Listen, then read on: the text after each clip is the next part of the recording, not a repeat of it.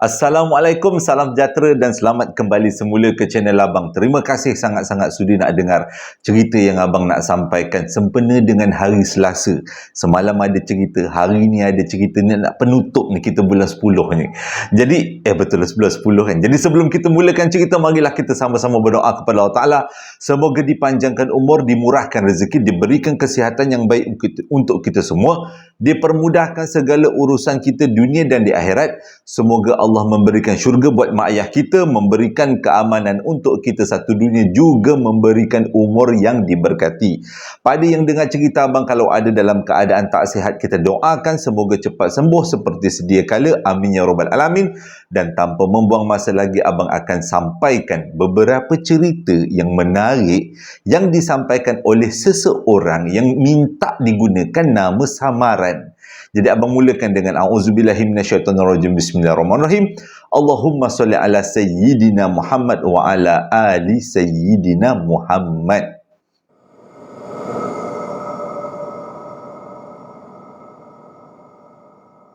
Cerita kali ini disampaikan oleh seseorang. Dia minta gunakan nama nickname. Kita letak namanya Melissa. Sebab cerita ini berasal daripada Sabah.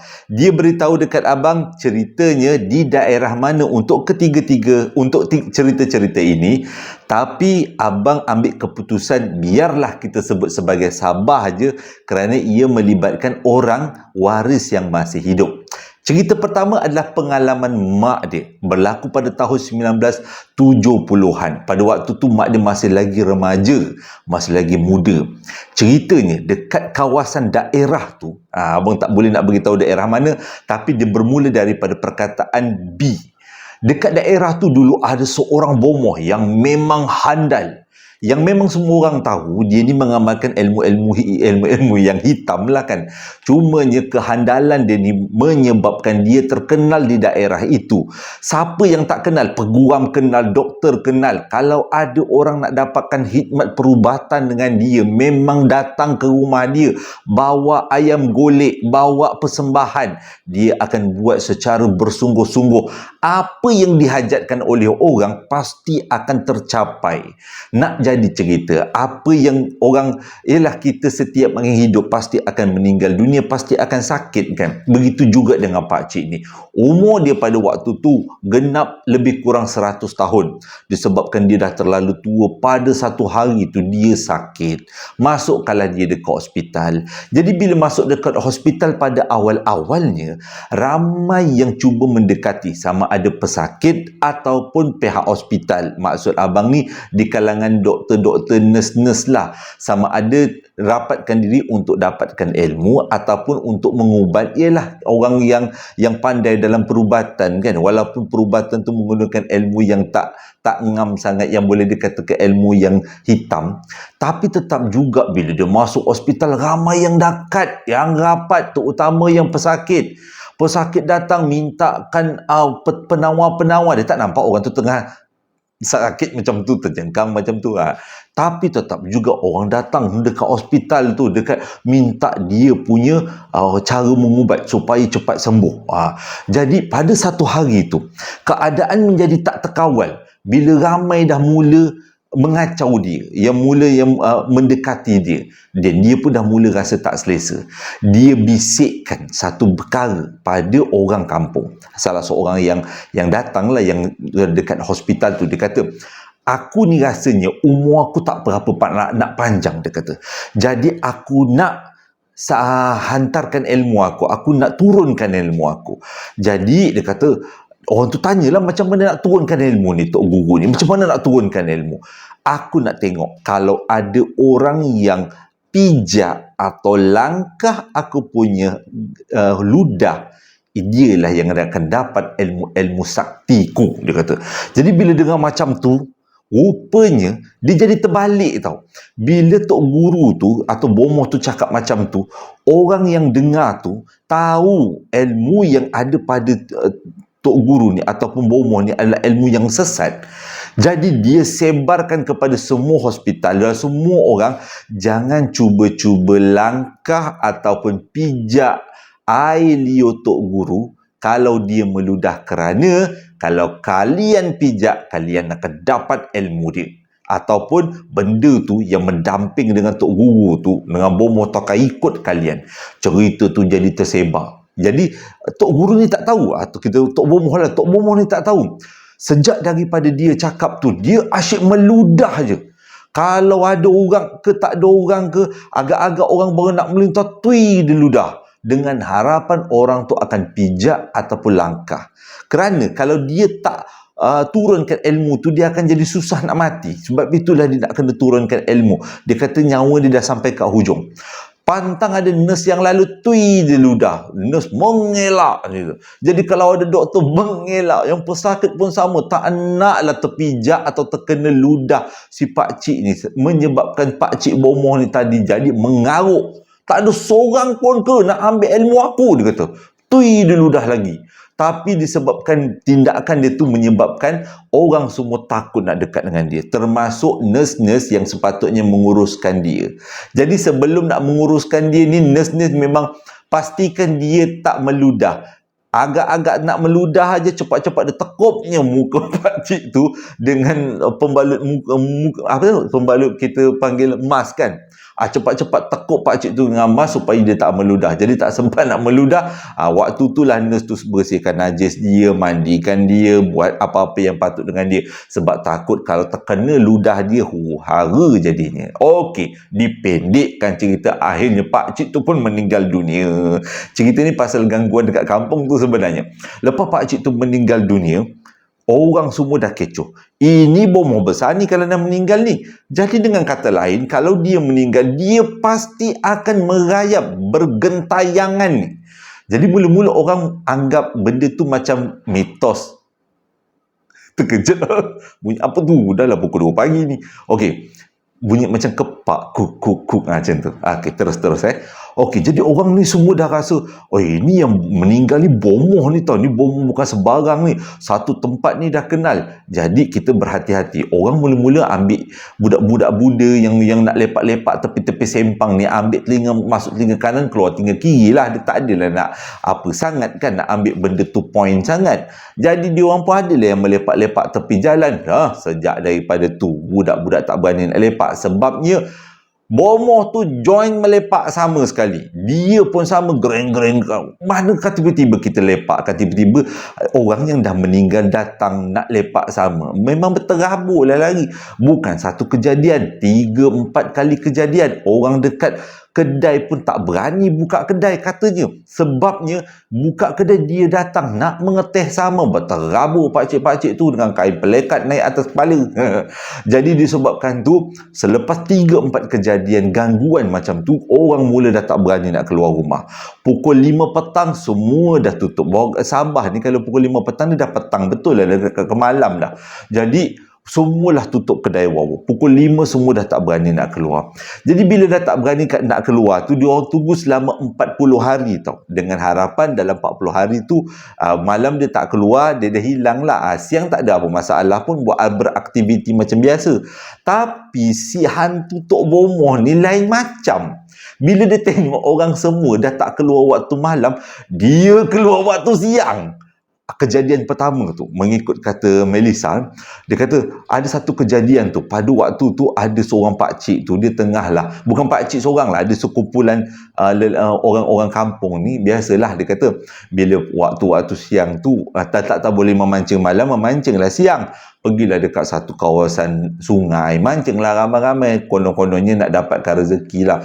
Tengah-tengah memancing tu, tiba-tiba dia orang macam macam ada orang datang. Jadi dia orang biar je lah, tunggulah siapa yang datang.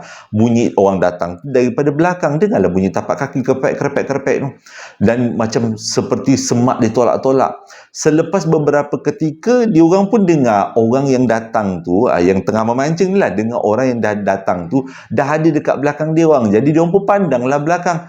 Tok Bomoh yang dah meninggal tu dalam keadaan yang memang menakutkan, macam baru bangun daripada kubur. Macam itulah gayanya, agaknya yelah, tak, dalam keadaan tak sempurna kan.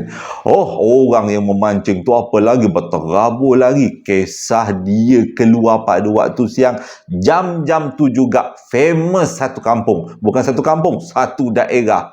Jadi orang dah mula rasa, tak sangka dia keluar bukan waktu malam juga, waktu siang pun dia jengah juga. Itu kejadian yang pertama siang. Ada satu lagi kejadian. Ini pun best juga kejadiannya.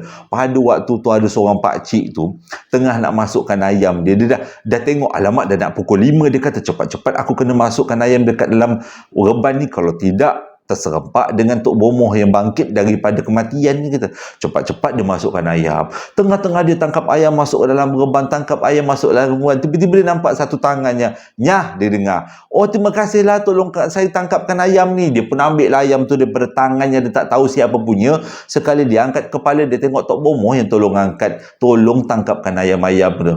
Dengan kat situ tertonggeng Pak Atuk tu, Atuk yang tangkap ayam tu. Oh hara, rupanya Tok Bomoh tu yang bangkit daripada kematian tu nolong si Atuk ni tadi tangkap ayam.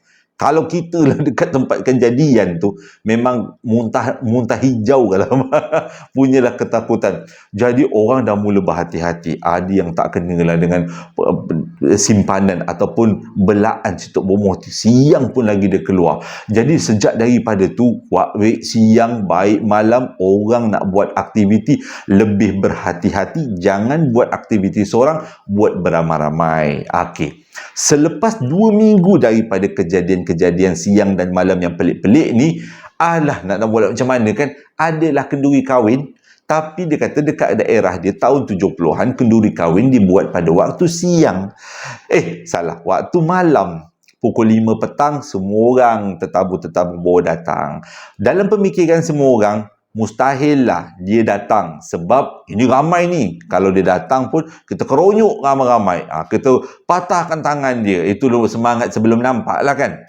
Jadi diorang pun datang 5 petang ramai-ramai ke rumah pengantin tu sebab kendurinya malam. Berkumpul ramai-ramai. Pengantin pun pada malam tu pukul 9 malam, pukul 8 malam duduk atas pelamin, bersanding, berkompang-kompang, menyanyi-nyanyi. Tengah-tengah orang berhibur, waktu riuh-riuhnya tu, tiba-tiba semua orang yang ada dekat kawasan bawah kemah, orang yang kat dalam rumah menjerit-jerit histeria sebabnya Tok Bomoh datang. Siap senduk lauk makan. Huru-hara semua orang. Waktu tu yang katanya tadi nak pepah, nak baca selawat supaya dia hilang. Tak ada. Itulah yang dulu lari. Hilang orang tu. Semua orang tak berani nak dekat dengan Tok Bomoh tu. Biar Tok Bomoh tu makan, habis dia makan, dia pergi. Lepas dia pergi, huru-hara lah kenduri kahwin tu. Dia jadi ketakutan dah. Pelamin dah hilang ke mana, pengantin dah masuk ke bilik ke mana. Awal pengantin masuk bilik malam tu. Jadi dia kata kejadian tu berlarutan selama 40 hari. Dan selepas 40 hari barulah tak ada lagi kejadian tu. Sebab itu abang tak nak beritahu mana lokasinya secara tepat. Kerana Tok Bomoh tu mungkin ada anak cucu yang masih hidup. Kita tak sedap lah. Yang penting kita dapat inti cerita supaya ambil iktibar daripadanya.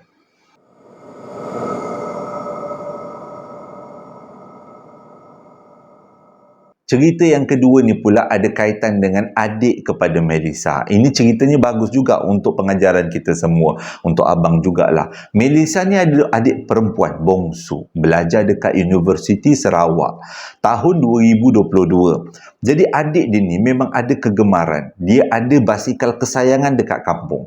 Dan memang kalau sebelum dia pergi belajar dekat Sarawak, boleh kata tiap-tiap petang dia akan guna basikal dia merayau dengan geng-geng basikal anak dara dekat kawasan kampung tu. Bila dia dah belajar jauh ke Sarawak, dia kata, jadi setiap hari kalau dia telefon mak dia telefon kakak, dia akan tanya apa khabar basikal dia. Perasaan untuk merayau-rayau dekat kampung petang-petang memang semakin hari semakin menebal. Walau waktu itu dia kata kalau ada peluang balik kampung, dia akan sambung aktiviti dengan kawan-kawan basikal anak dara ni tadi. Merayap, dia kata naik basikal. Jadi nak jadi cerita, sampailah semesta punya percutian, cuti semesta dekat Universiti Sarawak. Baliklah kampung adik si Melissa ni. Bila sampai dekat kampung, apa lagi aktiviti yang disuka? Merayau lah menggunakan basikal. Nak jadi cerita, petang tu. Ada satu petang tu, kawan-kawan dia tak boleh nak join sebab ada hal masing-masing lah. Tapi adik kepada Melissa ni tetap juga nak merayau dengan menggunakan basikal petang jam-jam tu juga. Dia pun ambil basikal dia nak merayau lah. Jadi Melissa tanyalah, kawan-kawan kau tak join ke? Jadi dia kata, kawan-kawan dia semuanya busy, jadi nak tak nak dia terpaksalah join sorang-sorang, berbasikal sorang-sorang. Jadi Melissa tanya nak dia teman ke tidak. Tak payah kak nak teman, saya berjalan sorang-sorang baru ada thrill sikit. Jadi merayaulah dia disebabkan kawan-kawan dia tak ikut, dan dia pun waktu tu berharap kawan dia ikut tapi kawan dia tak muncul. Jadi dia berbasikal tu mulanya agak lewat sikit, lebih kurang pukul 6 lah, dan nak gelap jugalah.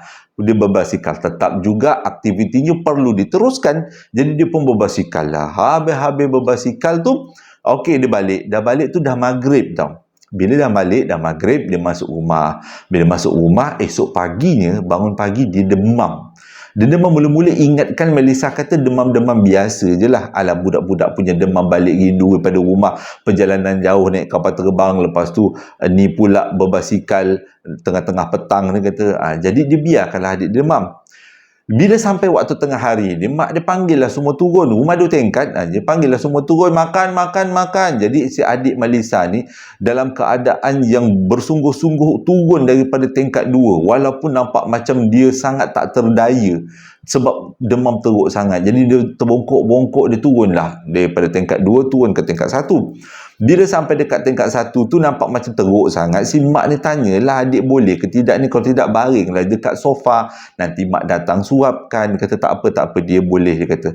Dah duduk 5 minit dekat meja, tiba-tiba dia nak pergi ke peti ais. Dia tanyalah kenapa nak pergi peti ais. Nak makan Panadol, dia kata. Okeylah, dia sampai depan peti ais, dia terus jatuh pengsan dengan tangan dia mengeras. Dia macam ni, tangan dia mengeras, menggigil. Lepas tu dia punya cakap pun dah tak dengar, macam tak tahu ni menangis macam tu. Jadi dalam kalang kabut lah. Melissa kalang kabut, abang malah kalang kabut, emak lagi lah kalang kabut. Macam mana ni. Jadi diorang ambil keputusan untuk bawa Melissa pergi ke hospital. Sebab nampak Melissa ni macam kena sawan dia. Dia dah teruk sangat, tangannya merengkung, mulut dia dah macam dah menyengit dah, lepas tu suara dah tak dengar dah. Ini lain macam ni, mungkin demam yang keterlaluan panas ni jadi macam tu. Jadi sebelum nak bawa pergi hospital, mak dia kata nanti dulu kita telefon ayah. Sebabnya telefonlah dengan ketua keluarga. Ketua keluarga pastilah ada jalannya. Mungkin ada benda-benda lain yang nak dibuat sebelum dihantar ke hospital kan.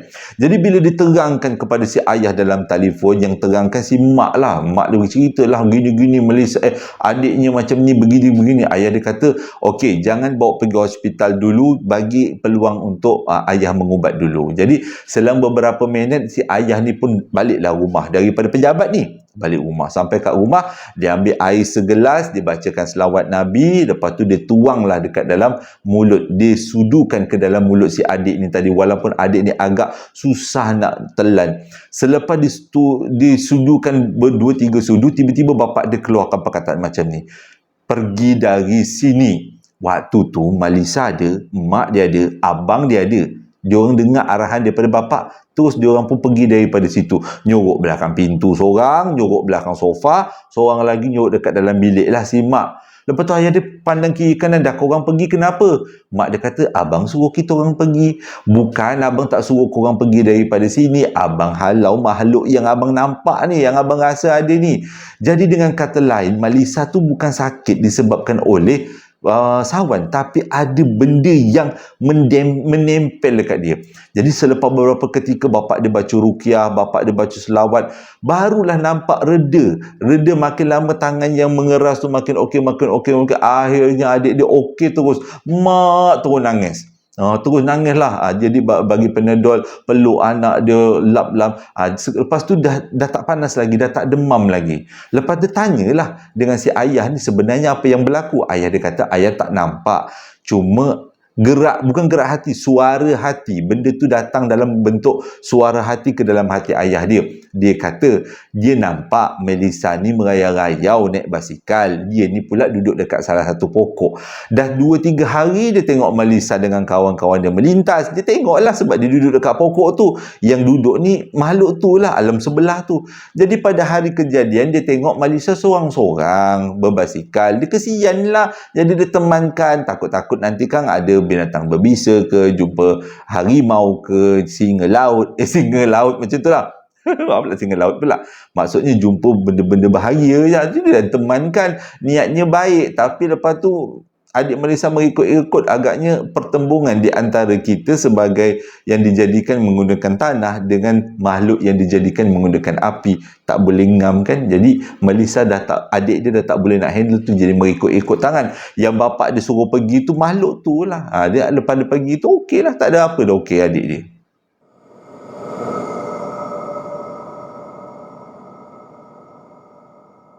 Cerita yang ketiga ni pula adalah pengalaman keluarga mereka dan pakcik kepada Melissa sendiri.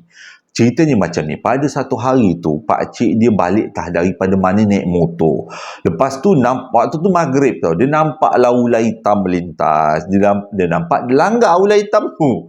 Lepas dia langgar ular hitam tu, dia tengok belakang, ular hitam tu ada lagi ah. Dia pusing motor dia langgar lagi. Jadi 2 kali dia langgar. Lepas dia langgar 2 kali, dia tengok belakang, ular dah tak ada lah. Dia pun pelik lah. Tujuan dia langgar bukannya suka-suka, dengan harapan ular tu pergi daripada situ, sebab situ kawasan kampung. Takut nanti membahayakan orang-orang kampung juga, sebab ular jenis berbisa kan. Jadi itulah tujuan niatnya dia langgar ular tu. Balik tu dia dah demam. Dia dah mula meracau-racau. Mula-mula bawa pergi hospital. Hospital kata tak ada masalah. Okey. Bawa pergi klinik yang ada di sekitar kawasan Sabah tu, daerah tu. Semua kata okey. Semua jadi tak ada masalah. Bawa balik rumah. Tapi meracau-racau. Cakap merapu-rapu. Cakap macam, aku bunuh kau. Matilah aku. Macam itulah. Merapu-rapu. Lepas tu nampak ada mata merah. Biasalah macam orang dah kerasukan. Jadi dia kata pada waktu tu semua orang macam tak terfikir lah nak panggil ahli perubatan Islam lah yang boleh mengubat. Entah macam mana dia orang pun tengok keadaan pakcik ni yang semakin teruk. Pakcik ni lupa abang nak beritahu, adik kepada bapak dia. Jadi dalam keadaan pakcik ni dah semakin teruk, jadi ahli keluarga ni telefonlah si ayah kepada Melissa. Kenapa dia orang telefon ayah kepada Melissa? Nanti abang ceritakan. Jadi daripada telefon si ayah Melissa ni pun datang. Dia kata boleh dia bacakan selawat, dia baca rakam ruqyah. Dia kata benda ni dia ada langgar ular. Padahal pakcik dia tak beritahu siapa-siapa tau. Terkejut juga pakcik, macam mana abang boleh tahu. Dia kata abang dapat ada benda yang beritahu, ada bisikan beritahu yang kau langgar keluarga dia. Ini adalah cara dia orang nak balas dendam. Lain kali jangan. Ular tu dia kata bukan daripada alam kita, alam sebelah. Okeylah. Jadi lepas abang dia datang, tengok-tengok tak ada apa-apa, bagilah air ruqyah semua, minumlah dia kata. Tapi dengan syarat jangan langgar pantang. Dalam cerita ni dia tak beritahu pantang apa. Melissa pun dah tak ingat sangat cerita ni, tahun 80-an. Lebih kurang macam tu kan. Jadi tak ingat sangat pantang ni. Cumanya si pakcik ni lepas bapak dia balik mengubat, dan bapak dia balik, terus pakcik ni langgar pantang. Orang yang jadi tak percaya, biasalah budak muda kan. Sejak dia langgar pantang kali pertama, dia terus mata tak nampak, macam buta, tak nampak langsung. Waktu tu bapak dia dipanggil besoknya nak mengubatkan dengan adik ni sekali lagi, sebab adik dia mata tak nampak. Lepas tu bila dah mata tak nampak, si abang ni tadi baca ruqyah, dia orang dah ubatkan, dia kata tolong jangan langgar pantang. Tapi benda tu bertahan 3 hari. Lepas tu si adik langgar pantang, hilang balik penglihatan. 3 kali berturut-turut si bapa kepada Melissa ni ubatkan si adik ni, tetap juga 3 kali berturut-turut si adik ni langgar pantang, yang menyebabkan keadaan dia jadi semakin memburuk. Jadi kali keempat ni si abang adik ni langgar sekali lagi pantang, tapi dia tak nyatakan pantang apa. Langgar sekali lagi pantang, abang dipanggil, abang pun sampai rumah, marah betul abang. Abang cakap dah 4 kali, 3 kali berturut-turut aku cuba ubatkan kau dan kau dah baik, lepas tu kau langgar lagi pantang. Kenapa? Dia kata tak boleh bang, tak boleh. Dia kata dia tak boleh, nak juga langgar pantang ni. Okey, yang kali keempat ni aku dah boleh mengubat, tapi dia kata ada syaratnya. Syaratnya adalah kita kena tukar kedudukan. Sebab makhluk tu letak syarat tu, kata. Kita kena tukar kedudukan. Engkau nampak, aku buta. Sebagai seorang adik yang bila dia dengar syarat macam tu, sedih dia. Sebab dia kata takkanlah dia sanggup untuk korbankan abang dia, buatkan abang dia tak nampak. Jadi dia kata tak apalah bang, biarlah saya tak nampak. Apa yang terjadi pada saya, boleh kita jadi iktibar untuk semua, termasuk kita yang mendengar. Abang yang dapatkan cerita kan. Dia kata janganlah buat sesuatu yang melanggar pantang, yang melanggar makhluk-makhluk yang bukan-bukan. Sebab akibatnya kita tak tahu. Pantang apa dia tak beritahu dalam cerita apa yang dia langgar tu. Tapi bapa dia cuba ubat 3 kali berturut-turut, berjaya, kali keempat tak. Sebab makhluk tu bagi syarat supaya bertukar badan. Jadi sebabkan tu pakcik dia tak nampak sampailah sekarang. Jadi abang beritahu kenapa bapa dia ni ada kelebihan mengubat. Dia kata dulu-dulu masa bapa dia muda-muda, bapa dia pernah dapat mimpi. Dalam mimpi tu ada beritahu bacaan bapa dia ni tepat, jadi boleh digunakan untuk mengubat orang. Kalau baca bismillah, bismillahnya tepat, bacaannya lancar. Baca ayatul kursinya lancar, tepat. Jadi benda tu boleh jadi manfaat untuk mengubati orang. Sebab itulah bapa dia ni ada kelebihan untuk mengubat, tapi bukanlah mengubat yang berat-berat. Kalau dah kena orang yang kerasukan boleh terbang macam burung, tu rasanya susah sangatlah tu, tak bolehlah sampai ke situ. Tapi setakat nak mengubat-ubat yang lain boleh, dia kata. Itulah kelebihan yang Allah Ta'ala berikan kepada si bapa ni tadi.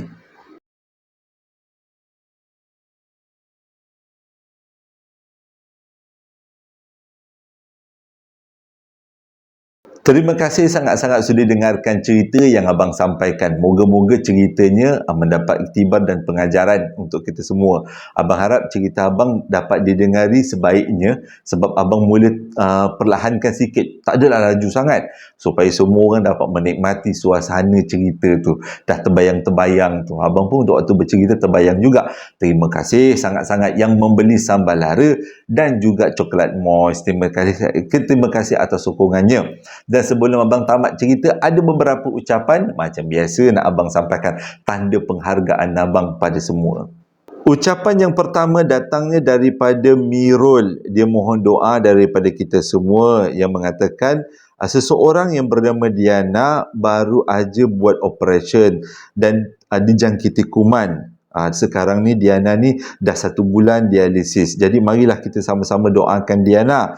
Semoga cepat sembuh seperti sedia kala. Dipermudahkan segala urusannya oleh Allah Ta'ala. Amin ya Rabbal Alamin.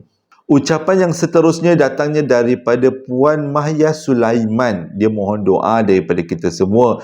Dia kata suami dia sekarang masih lagi dirawat di hospital akibat daripada jangkitan kuman di paru-paru. Jadi marilah kita sama-sama doakan semoga suami kepada Puan Mahya Sulaiman cepat sembuh seperti sedia kala. Amin ya Rabbal Alamin, insya-Allah. Ucapan yang seterusnya datangnya daripada Muhammad Arif Azrul. Dia nak sampaikan ucapan hari jadi buat bonda kesayangannya, iaitu Puan Rawiyah binti Haji Abu Hassan, yang mana hari jadinya jatuh pada 29 hari bulan 10 yang akan datang. Dengan ucapan semoga Umi sihat, tabah dan kuat. Kami sayang Umi, dan dia mohon doa daripada semua semoga Umi dia sentiasa dalam rahmat Allah dan dijauhi daripada segala hasad dengki, insya-Allah. Amin ya Rabbal Alamin. Dan kesempatan ini abang nak mengucapkan selamat hari jadi buat Puan Rawiyah binti Haji Abu Hassan, semoga sentiasa dalam rahmat Allah.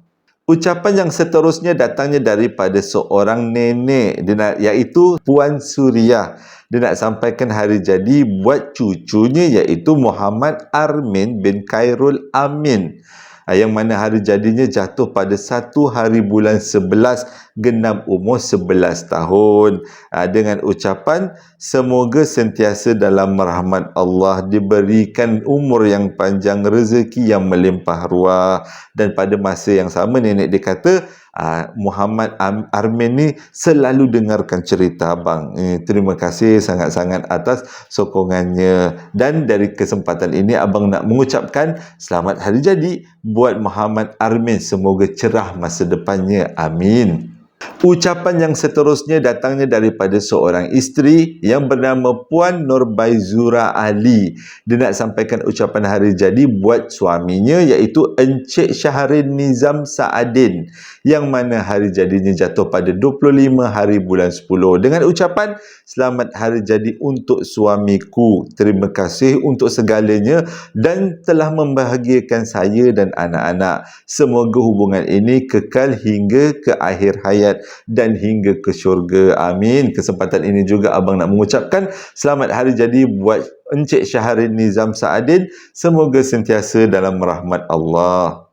Di kesempatan ini abang nak mengucapkan selamat hari jadi buat Hanis dari Brunei yang mana hari jadinya jatuh pada 27 hari bulan 10 dengan ucapan selamat hari jadi buat Hanis. Semoga dipanjangkan umur, dimurahkan rezeki, diberikan kesihatan yang baik dan sentiasa dalam rahmat Allah. Terima kasih sangat-sangat sudi dengarkan cerita yang abang sampaikan. Moga ceritanya menjadi iktibar pengajaran hiburan sewaktu bekerja. Hingga berjumpa lagi dalam 2 hari akan datang. Salah, esok. Jadi abang nak bercerita kalau boleh sampai hari Khamis ni nanti. Cuti di Bali baru tutup untuk bulan Oktober. Hingga berjumpa lagi esok. Assalamualaikum warahmatullahi wabarakatuh.